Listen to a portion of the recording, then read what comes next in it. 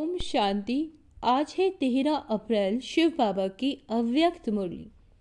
आज की मुरली में बाबा हमें कहते हैं, इस वर्ष के आरंभ से बेहद की वैराग्य वृत्ति इमर्ज करो।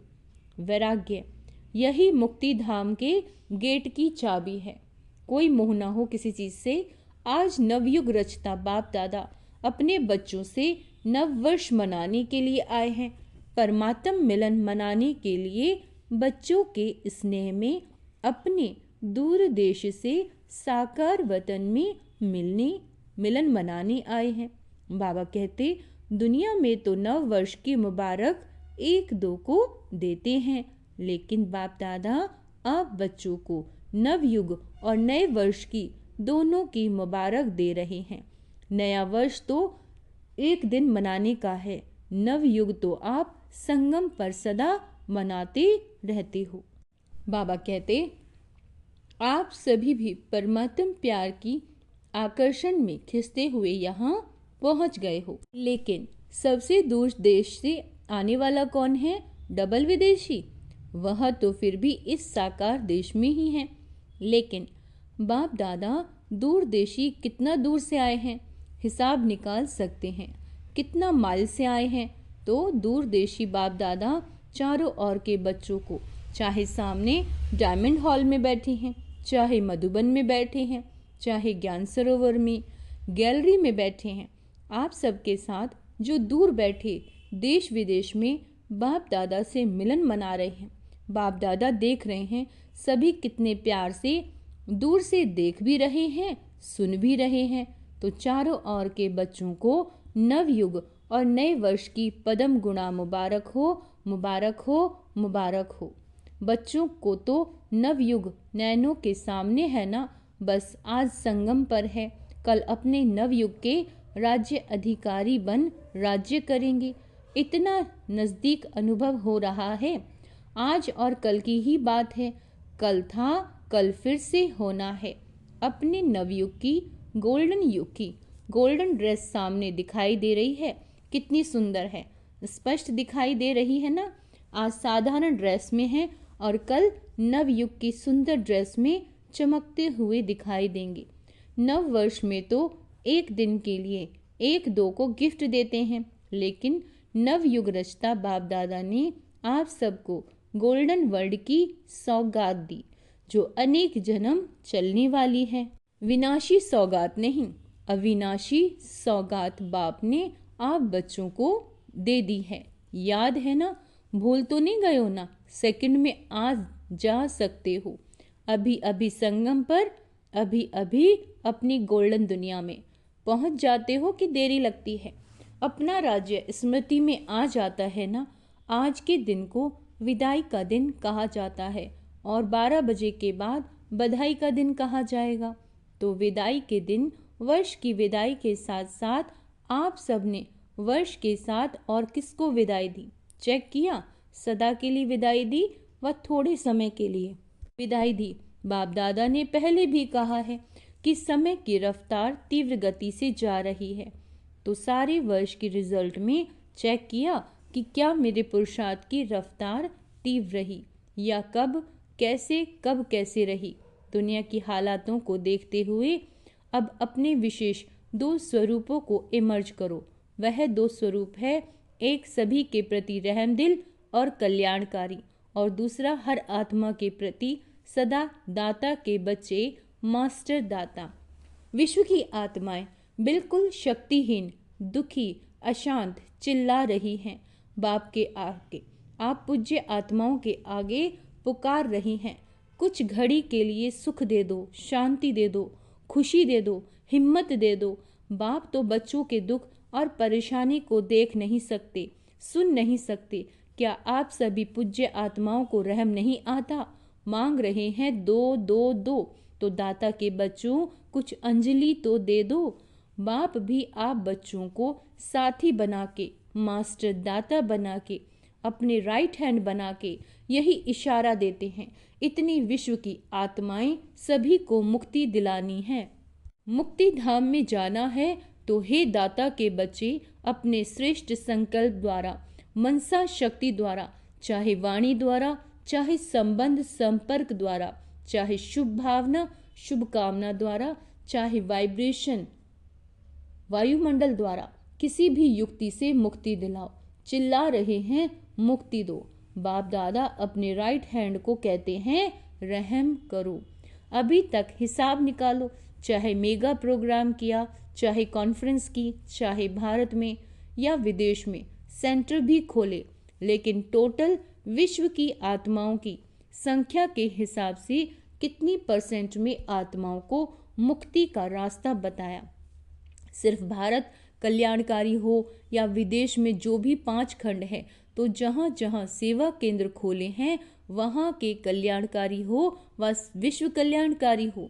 विश्व का कल्याण करने के लिए हर एक बच्चे को बाप का राइट हैंड बनना है। किसी को भी कुछ दिया जाता है तो किससे दिया जाता है? हाथों से दिया जाता है ना। तो आप बाप दादा के हैंड्स हो, हाथ हो, तो बाप दादा राइट हैंड से पूछते हैं कितनी % का कल्याण किया है, कितनी % का किया है, सुनाओ, हिसाब निकालो।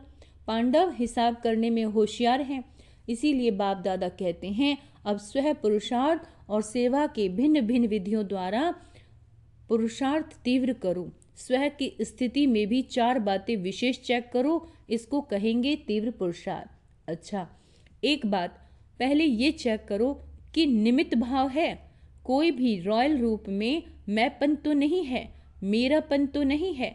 साधारण लोगों का मैं और मेरा भी साधारण है, मोटा है, लेकिन ब्राह्मण जीवन का मेरा और मैंपन सूक्ष्म और रॉयल है।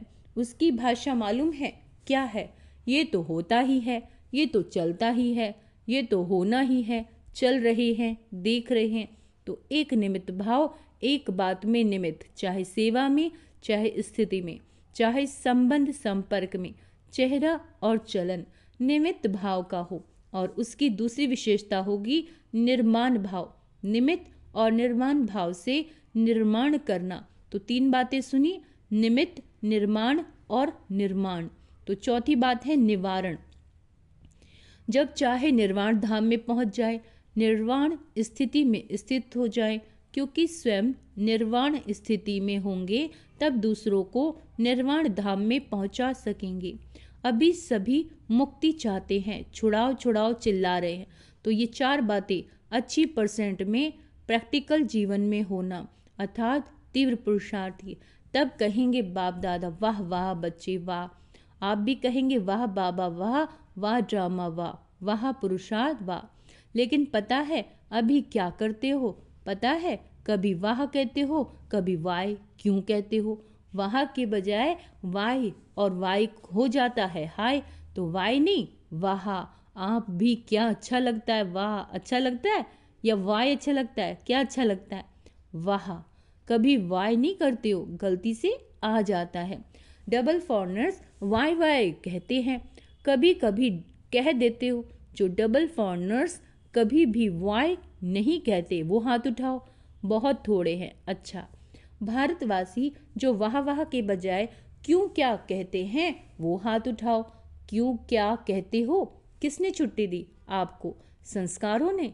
पुराने संस्कारों को आपको वाई की छुट्टी दे दी है और बाप कहते हैं वाह वाह कहो, वाई वाई नहीं। तो अभी नए वर्ष में क्या करेंगे? वाह वाह करेंगे। या कभी वाई वाई करने की छुट्टी दे दी? वाई अच्छा नहीं है। जैसे पेट में गैस वाई हो जाती है ना, तो खराब हो जाता है। तो वाई वाई नहीं, ये नहीं करो। वाह वाह कितना अच्छा लगता है। हाँ बोलो, वाह वाह वाह। अच्छा, तो दूर देश में सुन रहे हैं, देख रहे हैं, भारत में भी विदेश में भी, उन बच्चों से भी पूछते हैं वाह वाह करते हो कि वाई वाई करते हो? अभी विदाई का दिन है ना, आज वर्ष के विदाई का लास्ट डे है। तो सभी संकल्प करो, वाई नहीं कहेंगे, सोचेंगे भी नहीं। वाई क्यों हो रहा है बाबा? ये क्वेश्चन मार्क नहीं, आश्चर्य की मात्रा नहीं, बिंदी।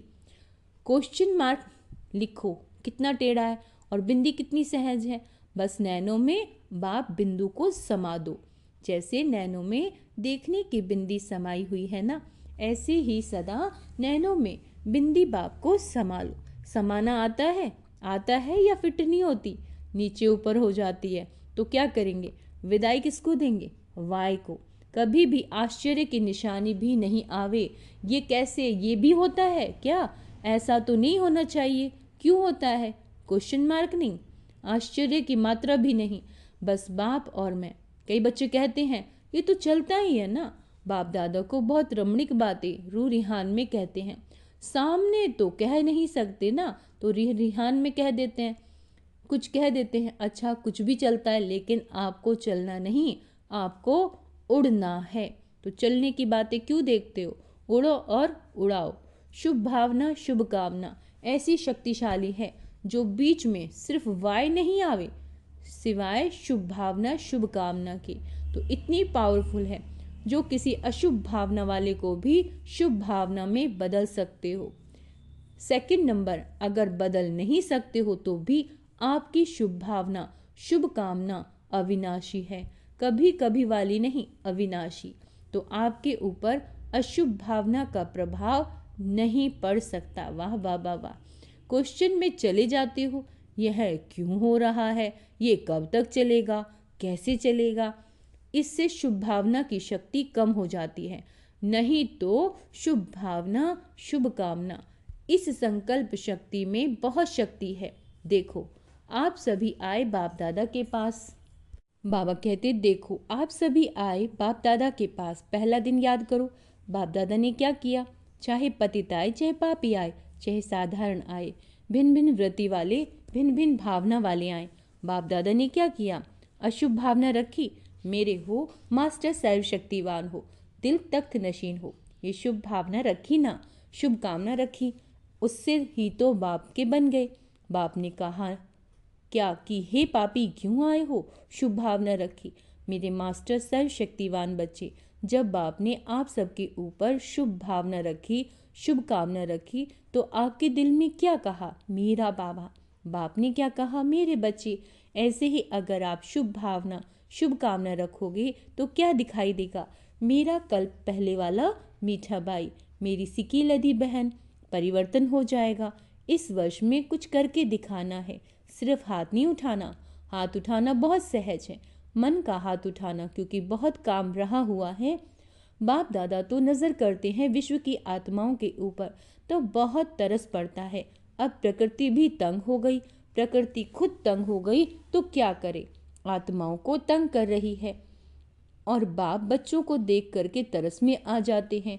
आप सबको तरस नहीं आता, सिर्फ खबर सुन करके चुप हो जाते हो।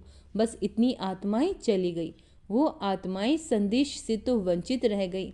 अभी तो दाता बनो, रहम दिल बनो। यह तब होगा, रहम तब आएगा जब इस वर्ष के आरंभ में से अपने में बेहद की वैराग्य वृत्ति इमर्ज करो। बेहद की वैराग्य वृत्ति, इस देह के भान की स्मृति, यह भी बेहद के वैराग्य की कमी है। छोटी छोटी हद की बातें स्थिति को डगमग करती हैं, कारण बेहद की वैराग्य वृत्ति कम है। लगाव है, वैराग्य नहीं लगाव है। जब बेहद बिल्कुल बेहद के वैरागी बन जाएंगे, वृत्ति में भी वैरागी, दृष्टि में भी बेहद के वैरागी, संबंध संपर्क में, सेवा में, सब में बेहद के वैरागी, तभी मुक्ति धाम का रास्ता खुलेगा। अभी तो जो आत्माएं शरीर छोड़कर जा रही हैं, फिर जन्म लेंगी, फिर दुखी होंगी। अब मुक्ति धाम का गेट खोलने के निमित्त आप हो ना, ब्रह्मा बाप के साथी हो, तो बेहद की वैराग्य वृत्ति गेट खोलने की चाबी है। अभी चाबी नहीं लगी, चाबी तैयार ही नहीं की है। ब्रह्मा बाप भी इंतजार कर रहे हैं, एडवांस पार्टी भी इंतजार कर रही है, प्रकृति भी इंतजार कर रही है, तंग हो गई है बहुत। माया भी अपने दिन गिनती कर रही है। अभी बोलो हे मास्टर सर्वशक्तिवान, बोलो क्या करना है? इस वर्ष में कोई नवीनता तो करेंगे ना? नया वर्ष कहते हैं तो नवीनता तो करेंगे ना? अभी बेहद के वैराग्य की, मुक्ति धाम जाने की चाबी तैयार करो। आप सभी को भी पहले मुक्ति धाम में जाना है।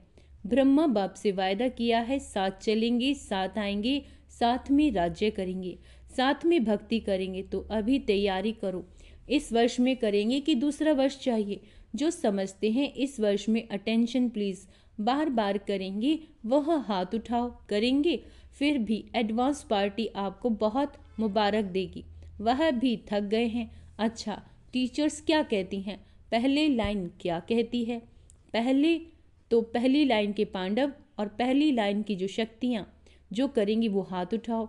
आधा हाथ नहीं, आधा उठाओगे तो कहेंगे आधा करेंगे। लंबा हाथ उठाओ। अच्छा, मुबारक हो मुबारक हो। अच्छा, डबल विदेशी हाथ उठाओ। एक दो में देखो किसने नहीं उठाया। अच्छा, ये सिंधु ग्रुप भी हाथ उठा रहा है, कमाल है। आप भी करेंगे, सिंधी ग्रुप करेंगे, तब तो डबल मुबारक है। बहुत अच्छा, एक दो को साथ देकर शुभ भावना का इशारा देते हो, हाथ में हाथ मिलाते रहना, है ना। अच्छा, सभा में कोई ने आवाज़ की, सब बैठ जाओ, नथिंग न्यू। अभी अभी 1 सेकंड में बिंदु बाप को याद करो और जो भी कोई बातें हो उसको बिंदु लगाओ। लगा सकते हो बस 1 सेकंड में। मैं बाबा का, बाबा मेरा।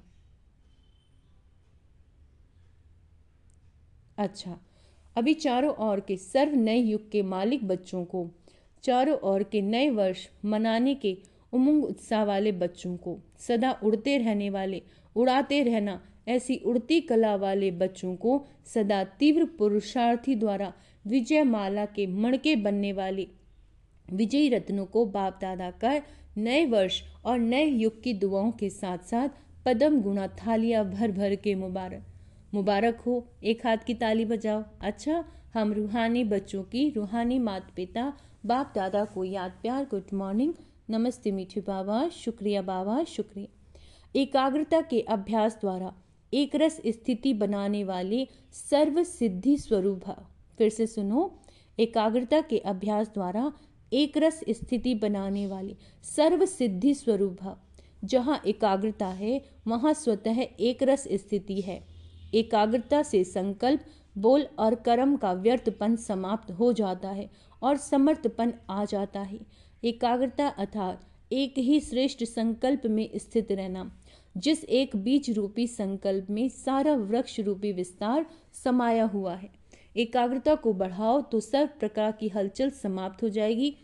बाबा कहते सब संकल्प, बोल और कर्म सहज सिद्ध हो जाएंगे। इसके लिए एकांतवासी बनो। स्लोगन, एक बार की हुई गलती को बार बार सोचना, अर्थात दाग पर दाग लगाना है तो बीती को बिंदी लगाओ। अव्यक्त इशारे कंबाइंड रूप की स्मृति से सदा विजयी बनो। जैसे इस समय आत्मा और शरीर कंबाइंड है, ऐसे बाप और आप कंबाइंड रहो। सिर्फ ये याद रहे कि मेरा बाबा, अपने मस्तक पर सदा साथ का तिलक लगाओ। जो सुहाग होता है, साथ होता है, वह कभी भूलता नहीं। तो साथी को सदा साथ रखो। अगर साथ रहेंगे तो साथ चलेंगे। साथ रहना, साथ चलना, हर सेकंड हर संकल्प ही में साथ है ही। अच्छा, ओम शांति। तो आज का सोमान अभ्यास करेंगे। मैं एकांतवासी हूँ, मैं तीव्र पुरुषार्थी आत्मा हूँ, मैं विजयी आत्मा हूँ, मैं सिद्धि स्वरूप आत्मा हूँ। ओम शांति।